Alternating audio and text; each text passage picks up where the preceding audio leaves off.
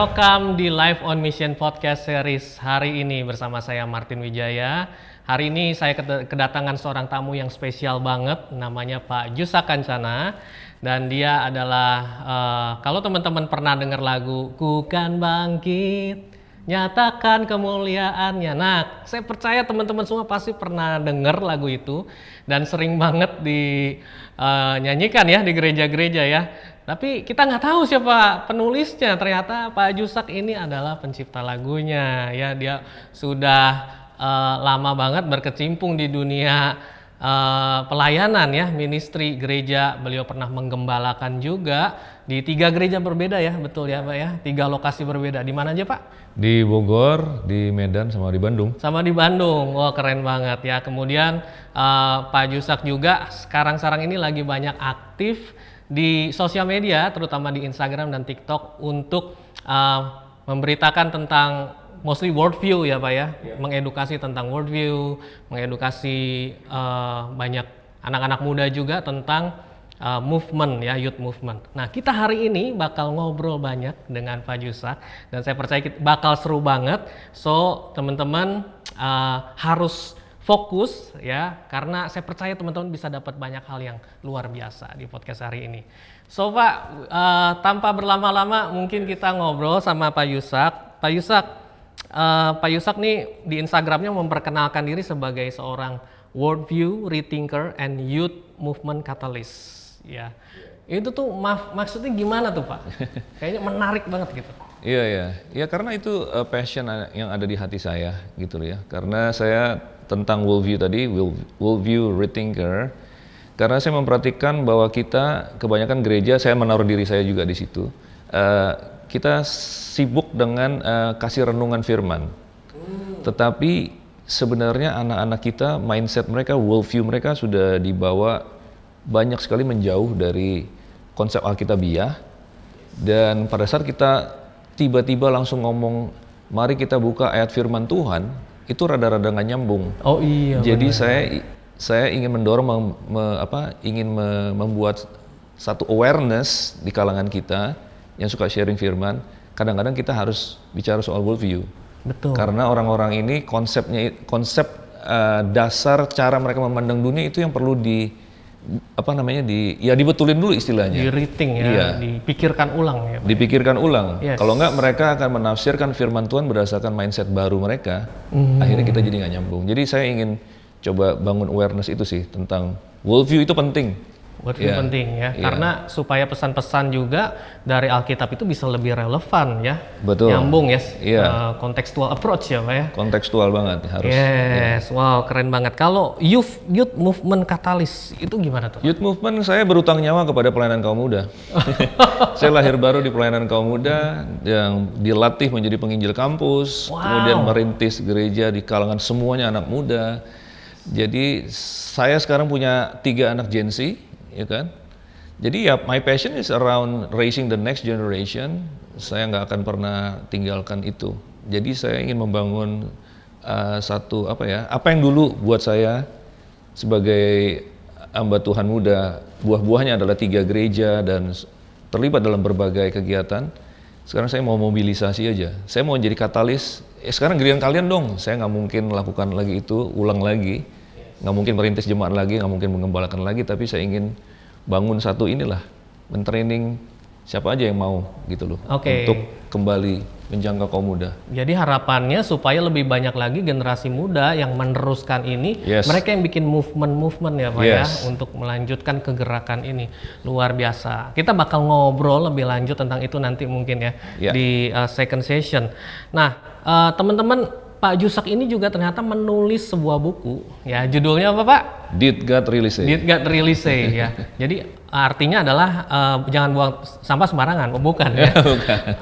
Artinya adalah apakah Tuhan berbicara demikian gitu ya? Itu sebenarnya Kejadian 3 ayat 1, perkataan iblis pertama kepada Hawa ya waktu itu ya. Did God Really Say itu dari NIV version. Kalau bahasa Indonesia, bukankah Allah berfirman bla bla bla.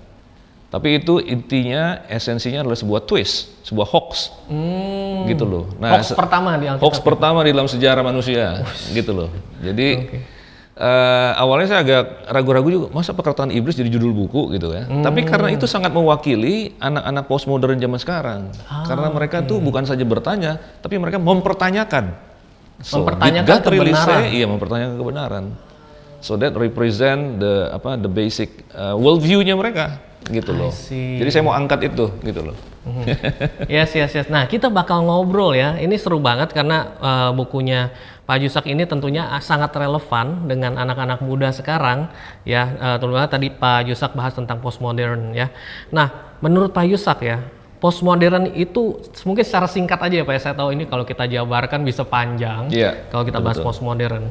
Apa sih Pak postmodern itu secara singkat dan kenapa itu berbahaya Pak buat Iya, anak-anak muda kita?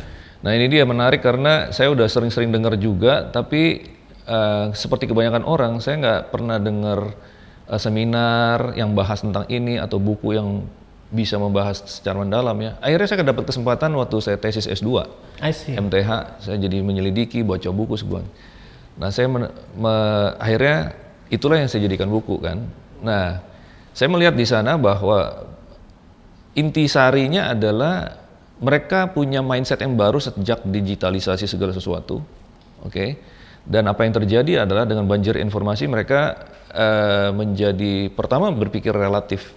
Ya. Oke. Ya ada 3 ciri-cirinya. Ada 3 anak-anak ya, posmo ini yang saya taruh di buku itu. Pertama mereka berpikir relatif, ya tidak ada kebenaran yang absolut. Nah yang kedua itu mereka punya respect terhadap otoritas itu berkurang. Ya, karena mereka agak kecewa dengan yang namanya otoritas, pemimpin, dan sebagainya di berbagai bidang, ya kan.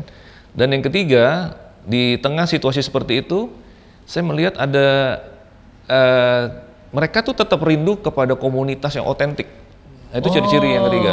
Nah, yang ini agak menarik nih, ada positifnya, ada negatifnya, gitu loh. Jadi mereka kepingin ada orang-orang yang berani vulnerable sama mereka, yang berjalan sama-sama mereka. Itu sebenarnya mereka rindu itu. Jadi ada 3 ciri ini yang saya taruh di buku. Oke. And why is it dangerous, Pak? Posmo ini, Pak. Berpikir relatif udah jelas dangerous karena Alkitab kita adalah ya berisi kebenaran-kebenaran absolut, ya, berisi kebenaran-kebenaran absolut yang menjadi dasar segala sesuatu. Jadi kalau nggak ada yang dasar absolutnya, semuanya akan runtuh dan menjadi masing-masing interpretasi sendiri aja. Itu kan sangat berbahaya.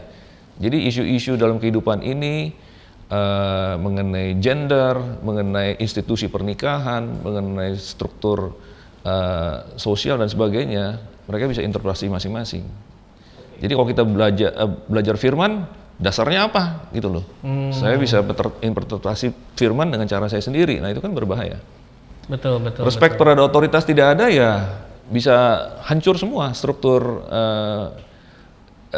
masyarakat, struktur keluarga yang kita mengerti secara tradisional yang selama ini menjadi ortodoksi kita gitu loh. Gitu loh.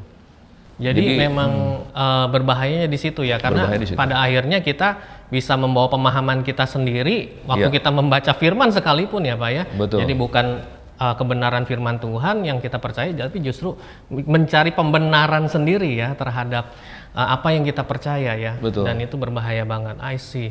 Dan apalagi kalau kita bicara respect terhadap otoritas itu benar-benar kayaknya tuh relate banget ya kalau di Gen Z sekarang kan mereka nggak gampang gitu ya percaya dan respect. Kira-kira apa sih Pak yang bikin mereka tuh sekarang tuh jadi cenderung seperti itu Pak? Cenderung nggak mudah percaya, cenderung relativisme dan sebagainya. Kira-kira apa tuh faktor pendorongnya Pak?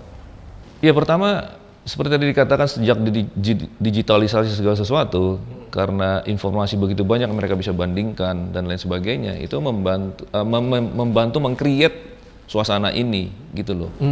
Jadi sebenarnya anak-anak Gen Z gitu ya, mereka tuh punya knowledge a little bit of so many things, tapi a little bit gitu loh, sedikit-sedikit mereka tahu ya. Iya, sedikit-sedikit tahu. Mereka tidak menggali mendalam. Tapi sedikit-sedikit tahu jadi so tahu gitu. Jadi so tahu. Jadi pengertiannya banyak tapi dangkal gitu kan. Jadinya ya akhirnya jadi kayak gitu mereka menyimpulkan. Dan kemudian kan ada satu realita dalam di dunia ini ya, di mana orang kalau punya opini Tapi orang ini ganteng, cantik, keren, sukses, jago ngomong, pengikutnya banyak. Jadi kita, waduh keren juga ya, iya influencer. Yes. Jadi ini kayaknya bener juga ya, si ini ngomong ini, si ini ngomong ini. Jadi lama-lama, yang absolut itu menjadi pudar, menjadi kita jadi nggak tahu lagi yang mana. I think banjir informasi really change everything ya. It's a game changer. Karena mungkin kalau buat generasi yang dulu, buat mereka lebih cenderung mudah percaya kepada orang tuanya, kepada apa yang dikatakan pendeta. Betul. Karena sumber informasi itu limited ya Pak ya. Mungkin orang nonton TV atau kalau mau baca koran ya paling baca koran gitu kan. Tapi zaman sekarang dengan adanya sosial media, banyak influencer, banyak content creator, jadi suaranya banyak sekali yang bisa mereka dengar ya. Belum lagi kalau kayak abis dengar khotbah, mereka bisa ngecek ya Pak ya, ini bener kan nih pendetanya ngomong apa, bisa googling gitu ya mereka bisa Google. That's another challenge ya.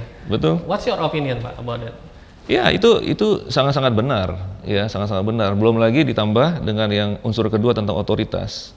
Menurut saya ini mungkin nggak enak untuk didengar, tapi sebenarnya mereka punya respect terhadap otoritas luntur itu karena kesalahan generasi sebelumnya juga. Kesalahan generasi kita. Ini mungkin nggak enak ya. Waduh. Gimana tuh Pak? Ya, jadi ada hubungannya dengan tadi yang absolut dan relatif ya. Sebenarnya kan yang penting kita menanamkan kepada mereka yang namanya kebenaran absolut itu ada, ya. Contohnya gravitasi ya, gravitasi. Orang mau percaya nggak percaya gravitasi, lompat dari lantai 10 pasti mati, oke? Jadi kebenaran absolut itu ada, contohnya gravitasi. Tetapi yang jadi masalah adalah sebenarnya menurut saya di Alkitab itu kebenaran absolut itu ada beberapa aja, ada beberapa yang sangat-sangat absolut. Tuhan yang menciptakan langit dan bumi, oke? Tuhan menciptakan laki-laki dan perempuan, dua gender. Pernikahan adalah antara satu pria dan satu wanita. Yesus Kristus adalah Tuhan. Yesus adalah satu-satunya jalan keselamatan. Itu mutlak, gitu. Tetapi kemudian banyak juga kita yang banyak sekali Alkitab tidak jelas tentang beberapa isu tertentu. Misalnya urutan ibadah, cara berpakaian, dan lain sebagainya. Nah, tapi kita presentasikan kepada anak-anak kita bahwa itu absolut juga. Kita berdebat-debat tentang segala macam lah ya. Kalau saya sebutkan di sini bisa kontroversi ya. Pak ya. Iya, padahal itu adalah interpretasi. Nah, mencampurkan antara absolut dan interpretasi kita, kemudian kita paksakan semua yang menjadi absolut kepada anak-anak. Anak-anak kemudian berontak. Pada saat mereka berkata, enggak kayak gini kayaknya. Saya dengar si Anu kayak gini. Nah, itu membantu menciptakan satu atmosfer. Nah, saya tidak mau meng-cancel saya punya message sendiri, tapi saya mau katakan ada yang namanya absolut. Tapi kita sebagai generasi yang membimbing kaum muda, jangan sampai kita menyamaratakan semua kebenaran menjadi absolut. Itu akan membantu anak-anak kita jadi bereaksi kepada kita.